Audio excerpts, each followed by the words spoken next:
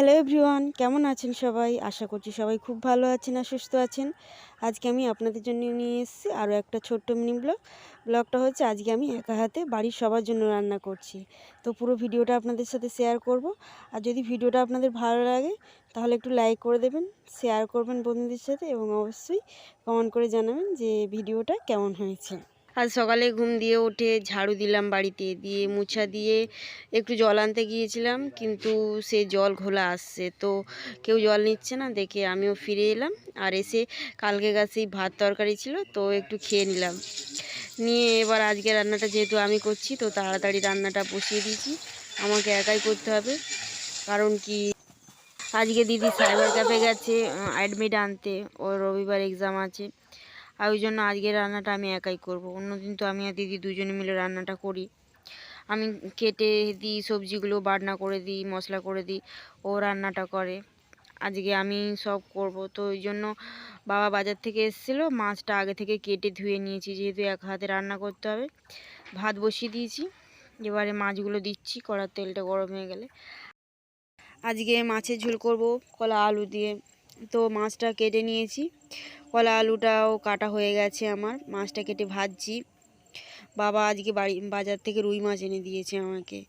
আমি যেহেতু একা রান্না করব, তো ছোটো মাছ আনিনি। ছোটো মাছ কাটতে আমার একটু ঝামেলা হয়, আমি অত ভালো ছোটো মাছ কাটতেও পারি না, ওই জন্য বড়ো মাছই রান্না করছি।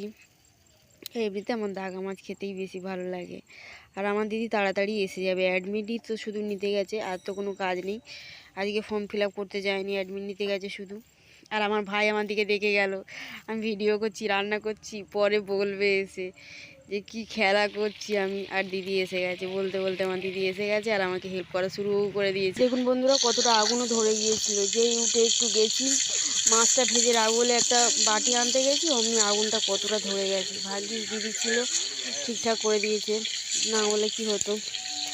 যাই হোক, মাছটা ভাজছি আর দিদি এসে গেছে, আমাকে হেল্পও করছে, কাঠগুলো উনুনের মধ্যে দিচ্ছে। এদিকের উনুনটা আমি ঠিকঠাকভাবে জ্বালাতে পারছি না, দুটো উনুন তো, একটা সাথে হলে ভালো হতো। দুটো যেহেতু ছাড়া ছাড়া উনুন, একটু অসুবিধাই হচ্ছিলো, তো দিদি আমাকে এসে একটু হেল্প করে দিল। ও সবে ফিরেছে, স্নান এখনও ওর হয়নি বলে উনুনের কাছে আসতে পারছি না, না হলে তো এসেই একদিকে রান্না করা শুরু করে দিত, আমাকে এত কষ্ট দিত না। আমার দিদি তো খুবই ভালো। তো যাই হোক, আজকে রান্নাটা করছি আমি, আর দিদি এসে তো আমার সাথে গল্প করা শুরু করে দিয়েছে, কী কী করেছে সাইবার ক্যাফে গিয়ে। আর এদিকে দেখুন আমাদের বিড়ালটা চুপচাপ বসে আছে, মাছগুলোর দিকে তাকিয়ে, ভাবছি কখন মাছগুলো ভাজা হবে আর ওকে একটা দেবো, ও খাবে। মাছ খেতে খুব ভালোবাসে, কিন্তু ও কোনো দিনের জন্য চুরি করে খায় না। আগে একটা আমাদের বিড়াল ছিল, সে সবসময় মাছ চুরি করে খেতে, একে কিন্তু মাছ না দিলে খায় না, চুরি করে একদমই খাবে না ও। বসে বসে দেখছি। তো মাছটা আমার ভাজা হয়ে গেছে, এবার আলুটা দিয়ে দিয়েছি। কলাটা কিন্তু এখন দেবো না, কলাটা কিন্তু পরে দেবো। আলুটা হলুদ নুন তারপরে মশলা দিয়ে সমস্ত কিছু দিয়ে ভেজে নিয়ে কলাটা দেবো। কলাটা যদি তাড়াতাড়ি দিই, মানে এখন যদি দিয়ে দিই, কলাটা সিদ্ধ হবে না, ওই জন্য কলাটা এখন দেবো না, কলাটা পরে দেবো। তো আলু আমার ভাজা হয়ে গেছে, হলুদ দিয়ে দিয়েছি। তো মাছে তরকারি তো হয়ে গেছে মোটামুটি, মাছ দিয়ে ঢাকা দিয়ে দিলাম। আর ভাতটা হতে এখনও বাকি আছে। মাছের ঝোলটা আমার কিছুক্ষণ ফুটলেই হয়ে যাবে, আর ভাতটা হতে কিছুটা বাকি আছে, আর হলেই আমরা খেতে পাবো। আর এই যে দেখছেন, এটা হচ্ছে বিন কড়াই। জানেন কি আপনারা? জানি না। বিন কড়াই, আজকে আমার ইচ্ছা হয়েছিল বিন কড়াই আলু সিদ্ধ করব, তো বিন কড়াই আলু সিদ্ধ করে মেখেছি।